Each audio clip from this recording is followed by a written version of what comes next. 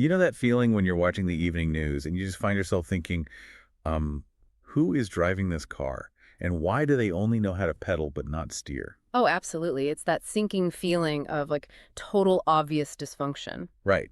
And you look at the state of the nation, the economy keeping you up at night, the corrupt politicians, Mm. and you just feel this deep, deep frustration, like the whole system is completely broken. Yeah, you look for the glitch in the matrix. You want to point at the people in charge and say, well, there's the error right there. Exactly. But what if those corrupt politicians and that blatant dysfunction aren't actually signs of a broken system? What if they are proof that the system is working perfectly? That is the incredibly provocative premise we're dealing with today. It really is. So welcome to today's deep dive. Hmm? Our mission today is to examine this fascinating, highly controversial, and counterintuitive text that analyzes national realities purely from the perspective of the people. And it introduces this concept called the principle of the awakening public. Right, and before we really jump in, we should pause here and make it absolutely clear to you listening. These are the claims made by the author of this specific source text, not our own personal or political views. Yeah, we are absolutely not endorsing this. We're just unpacking the framework. And the framework essentially says that if you have low quality leadership, well, you get low quality governance. Which makes sense. Right. It's not a glitch. It's the mathematically correct output for that input. The text argues that the societal frustrations you feel aren't some permanent state of doom. They're actually a mechanical catalyst. A catalyst for what exactly? A catalyst designed specifically to force the public to wake up. Okay, let's unpack this, because honestly, if incompetent people are running things, shouldn't we just, I don't know, stop them immediately? Yeah. Why does the text argue that leaders should actually do things more extremely? So the source uses this boiling frog analogy specifically regarding taxes. Okay. Imagine a government needs to raise taxes, right? Yeah. And they just do it by a mere 2%. I mean, that feels like a drizzle. You get a little wet, you complain to your coworkers by the coffee machine, Yeah. but ultimately, Just adapt. yeah, you just pay the tax. You stay completely asleep to the larger structural issues. Exactly. That minor discomfort allows complacency to settle in. But what if that same government, maybe they're driven by greed or sheer incompetence, what if they suddenly raise taxes by a shocking 10 or 15% all at once? Oh, well, the drizzle becomes a downpour. Exactly. People pour into the streets. The resistance is immediate. So the text argues that the system actually requires these extreme, jarring actions from bad leaders to shock the public out of its apathy. I have to challenge this premise, though, because the text goes even further. It frames bad actors like scammers, corrupt politicians, even violent street thugs as instruments of heaven. Yeah, it's a very harsh perspective. Framing a thug as an instrument of heaven feels, I mean, dangerously close to victim blaming. Mm-hmm. If a leader embezzles millions, is the text actually saying the public deserves it for not paying attention? Well, that is definitely the uncomfortable edge of this philosophy. The author isn't looking at this through a moral lens of like good versus evil. Then how are they looking at it? More as an equation of societal pressure. The text asks, why does an environment exist where a thug or a scammer can thrive in the first place? I see. So the environment is the problem. Right. It argues these bad actors are sent to agitate the public. They are the necessary friction. What's fascinating here is the idea that the moment the public's awareness actually rises, the bad actors instantly lose. Because the public unites. Exactly. Once you realize you are the true owner of the nation, low-quality governance simply cannot survive. They only get away with it because the public is asleep. Wow. Okay, so the dysfunction is essentially a harsh alarm clock. Exactly. But if the physical reality of society is this punishing, and we're relying on corrupt leaders to basically shock us awake, Yeah. it begs an obvious question. Who is supposed to be the alarm clock in the first place? If society is asleep at the wheel, shouldn't the traditional guardians, like our spiritual and religious leaders, have been keeping us awake? They absolutely should have. And that leads directly into the text's really ruthless critique of modern religious and spiritual institutions. Ruthless is the right word for it. Here's where it gets really interesting. Yeah, the author argues that instead of building the public's awareness, these leaders basically abandon their posts. They hit the snooze button. Yeah, they hit the snooze button, formed these bloated cartels obsessed with hierarchy and titles, and just went luxury shopping. The anecdote the text uses to illustrate this is wild. It sounds like corporate espionage. It really does. The source claims these spiritual cartels conduct literal market research to find a very specific demographic, and they call this demographic pushover bodhisattvas. Yeah, pushover bodhisattva. Wait, but a bodhisattva is a revered, enlightened being in Buddhism, right? Why is the text using that specific, highly sacred word for someone being scammed? It's a heavy dose of dark cultural irony. A true bodhisattva is someone who achieves enlightenment but delays nirvana out of sheer compassion to stay back and save suffering beings. Okay, so it's a term of ultimate selflessness. Right. But by using the term pushover bodhisattva, the text is mocking how these cartels view their targets. How do they view them?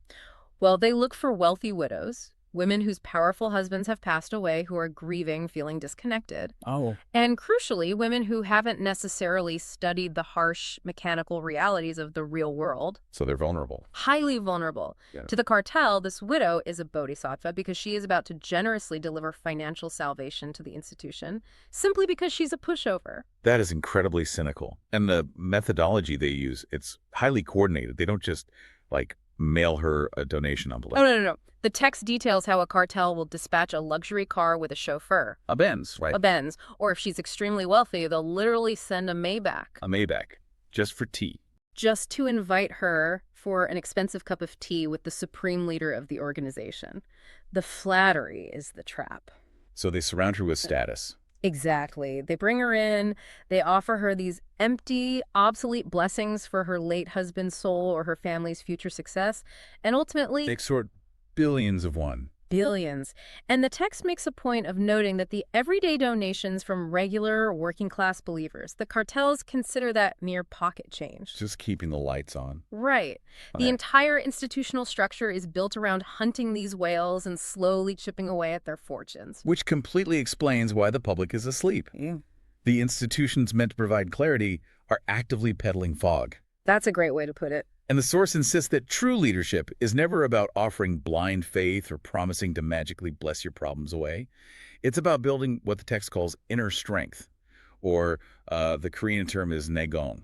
Yeah, Gong. It's a brilliant concept to unpack here. It translates roughly to inner strength, but it implies a sort of mental and spiritual density. Density, like the ability to withstand pressure. Exactly. It's the capacity to process highly complex, high-density problems without being crushed by them. If your Gong is weak, the modern world just completely overwhelms you. You fall for the scammers. You fall for the scammers, you accept the corrupt politicians, you stay asleep. Spiritual leaders were tasked with helping the public build that density through hard truths and real wisdom. But because they failed and opted for Maybachs instead, society is left with this massive intellectual vacuum. A huge void. And here's where the argument takes a fascinating turn. With the traditional spiritual leaders disqualified, who actually has the analytical training to step into that void? The text points to a very specific and honestly surprising demographic. Right, the highly educated intellectual class, specifically baby boomer scientists and PhDs. Yes.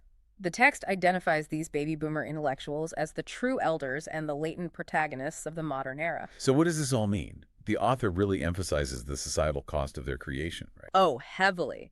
These individuals attain the highest possible levels of education by consuming the sacrifices, like the literal blood, sweat, and taxes of the working class over decades. But wait, the reality of the current economy is really tough. There aren't enough high-level research positions or prestigious academic chairs for all these PhDs. Not even close. So if I'm a brilliant PhD, but there are no jobs in my field, a logical person might think, well, I need to put food on the table, so I'll just take whatever technical or manual job is available. Yeah, sure, that sounds reasonable. But the text claims that doing so will literally drive these intellectuals crazy. Why? It fundamentally comes down to the psychological toll of wasted potential and cognitive dissonance. The text points out that human lifespans have fundamentally changed. Really much longer. Right. We're no longer planning to expire at 75. These intellectuals are looking down the barrel of 100 or even 120-year lifespan. And if a person who has been rigorously trained by society to solve high-level systemic problems is suddenly forced to perform menial tasks just to earn a paycheck. They experience profound humiliation. Exactly. It results in a sort of spiritual death. The source even argues that an uneducated person doing manual labor doesn't experience this psychological collapse. Right, because they are honestly earning their keep in alignment with their training. But for the intellectual, doing work far below their capacity Feels like cowardice. It's hiding. They're hiding from the massive societal debt they owe. If we connect this to the bigger picture, trying to compete in the realm of physical or technical labor is a losing battle for them anyway, because of AI. Exactly. The text introduces a really stark reality check regarding artificial intelligence. Yeah, it's brutal. No matter how many hours a human puts in or how technically proficient a PhD thinks they are, AI and robotics will execute those tasks 1,000 times faster and with perfect accuracy. Because AI has already absorbed every technical manual and procedure in It existence. knows all of it. I love how the text frames this. AI isn't just a threat, it's an eviction notice. That's spot on. It's forcing the intellectual class out of the basement of technical labor, so they are basically compelled to take the penthouse of social planning. The penthouse analogy captures the author's intent perfectly. It's society's way of saying, stop playing small, stop competing with machines, and do the job you were actually built for. Right. The intellectuals must step into the void left by the failed spiritual cartels. Their actual purpose is not to execute existing tasks, but to become the new architects for society. Okay, so they shouldn't do physical labor. Yeah. What can they do that AI can't? They need to create entirely new paradigms. Right, to make that concrete, the text gives a really fascinating example of what cultural redefinition actually looks like. It uses the ancient concept of filial piety. Yes, the duty and respect owed to parents. So if you ask an AI to explain filial piety, what happens? Well, the AI will aggregate historical data. It will recite 3,000-year-old fairy tales and Confucian texts. It can tell you exactly how filial piety operated in the Joseon dynasty. But it lacks the human capacity to synthesize an entirely unprecedented social reality. Exactly. AI only mirrors the past. But how does filial piety function right now in a globalized digital economy where generations live totally isolated from each other? And where parents might live to be 120 years old. Exactly. The AI has absolutely no idea because the data doesn't exist yet. So the intellectuals have to gather, debate, and invent a new moral framework for this concept. Yes. And the text argues that successfully redefining just one core cultural pillar like this, making it digestible and applicable for the modern public, would alter the trajectory of the entire world. Which ties directly into the most sweeping geopolitical concept in the entire source material. It really does. The text refers to South Korea's ultimate role as humanity's planning agency. Inreji Hooksa. Right. Let's unpack the mechanics of that. How does a nation act as a global planner rather than just, a producer of cars or K-pop? So the author lays out a vision where every major global player was developed to fulfill a very specific operational function. Like puzzle pieces. Yes. The United States provides the immense hardware, military stability, technological foundation. Yeah. China provides massive manufacturing scale and manpower. Russia, Europe, the Arab nations, they all hold specific resources or cultural attributes. They are all necessary pieces on the board. But pieces without a mask or blueprint just bump into each other. Which leads to the geopolitical friction we see every single day. Exactly. So the source argues that South Korea's destiny is not to outproduce China's factories or outgun the American military. No, its role is to serve as the software developer, the global planning agency that designs the philosophical and cultural blueprint for how all these global powers interact peacefully. But right now, the agency is failing to launch. Because its planners, those brilliant baby boomer PhDs, are wandering around looking for basic paycheck jobs. Instead of doing the high-level design work. And there is a massive ticking clock attached to this. Oh, right. The text warns that a fundamental shift in the world's operating system is approaching, specifically starting from mid-autumn around the Chuseok holiday in the year 2025. Yes. The author claims we are crossing the threshold out of the era of basic science and physical conflict. The historical period of soldiers lying in trenches, shooting physical bullets at each other, is ending. It's over. The text states we are entering a quantum era. And just to clarify for you listening, the text isn't talking purely about quantum physics in a laboratory setting. No, not at all. It is using quantum to describe a societal phase shift. It means moving from a world of linear, physical cause and effect into an era of non-linear, instantaneous problem solving. Right. An era where robotic warfare and digital paradigms can alter global structures literally overnight. That instantaneous nature is terrifying. It is. And it's why relying on old ways of thinking will be catastrophically dangerous. If your society's blueprint is outdated, the consequences in a quantum era hit you instantly. This raises an important question. The ultimate challenge for the intellectuals.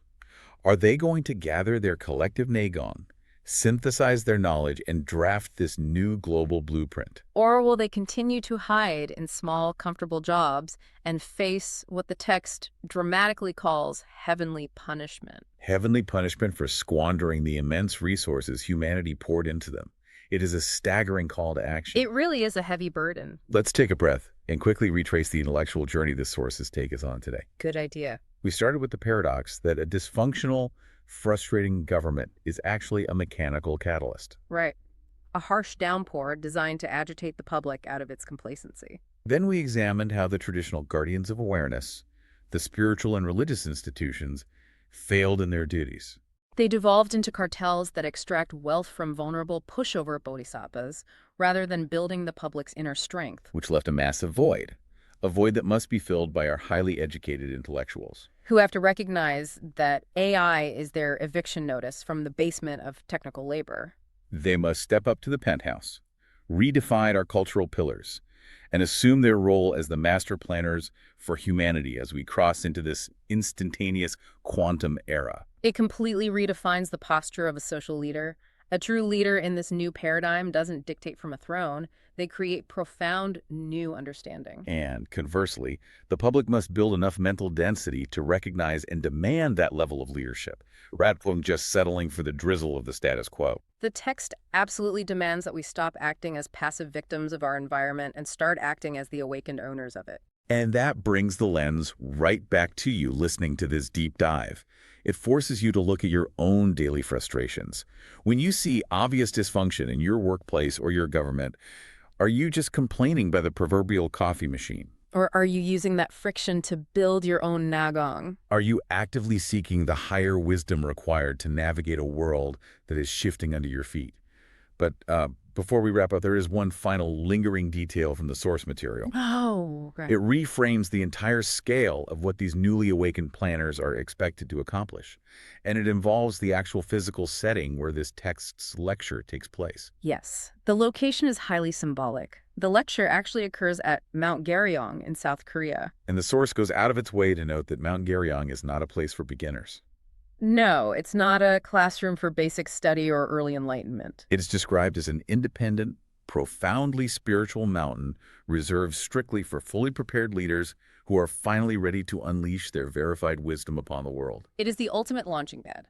And to prove they are ready to launch, the speaker in the text drops one massive final challenge, the ultimate graduation test for these newly awakened planners standing on that mountain. The reunification of North and South Korea. Yeah, it is not framed as a simple political negotiation or an economic merger. It is presented as the ultimate exam for humanity's planning agency. That is a massive undertaking. It really is. And that is a thought we want to leave you to ponder today. How does solving one of the deepest, most entrenched, and heavily militarized national divisions on the planet serve as the final proof that these new architects of society are ready to lead the world into the quantum era? It's the ultimate test of their Nagong. Exactly. So think about that driverless car we mentioned at the very beginning. Maybe the car isn't broken. Maybe it's just been swerving violently, waiting for you to finally wake up, reach forward, and take the wheel.